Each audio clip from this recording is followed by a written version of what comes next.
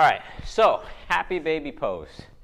For those of you who don't know what happy baby pose looks like, it's a deep hip flexion pose. So we're gonna roll back onto our back and we're gonna assume this position like a happy baby. My daughter loves this position herself, and for some reason she just does it naturally, and this is one of those yoga poses. So we're gonna take both hands to the outside and we're just gonna gently pull down into happy baby. And from here, we're just gonna hold this position. Now, this is a deep knee flexion or deep hip flexion position. We're getting a stretch on the back side of our legs here.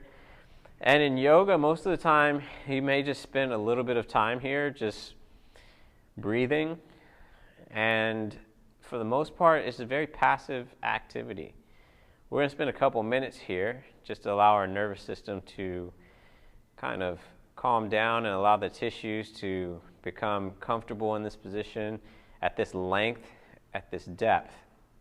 Now, as I've mentioned in some of our other videos, when you're in this particular passive stretch position, we just want to give our body an opportunity for the fight or flight and for that stress of being here to kind of relax, allow that tissue to dissipate, allow it to kind of less tense. So that's why we're using the breath as you would use it in yoga.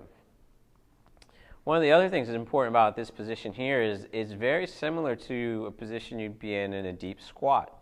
So if you are someone who squats a lot and you do a lot of that sort of thing, this is great for you. If you don't squat a lot and you want to get into a deeper squat, this is also going to be good.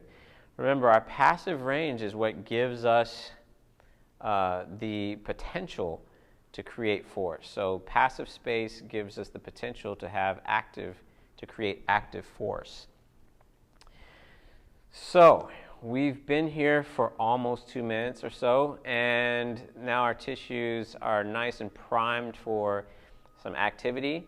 And our first movement, we're going to work into our progressive tissue. Now you're going to stay in that position and hold it. I'm going to move out into a half position just for a moment. So that's this tissue here. This tissue is stretched. That's our progressive tissue. We're going to start to try to engage that tissue, but the very first thing we're going to do is sniff some air into our abdomen. We're going to make our hands really heavy. We're going to pull our shoulder blades back, and we're going to begin to drive our feet towards the ceiling gently, ramping our way up over time. Now you're going to ramp up to your greatest, safest effort or maximum voluntary contraction over time. So we're just going 20%, 30%, 40%, 50%, 60%, 70%, 80%. You're trying to drive those feet through the floor, but your hands aren't letting it.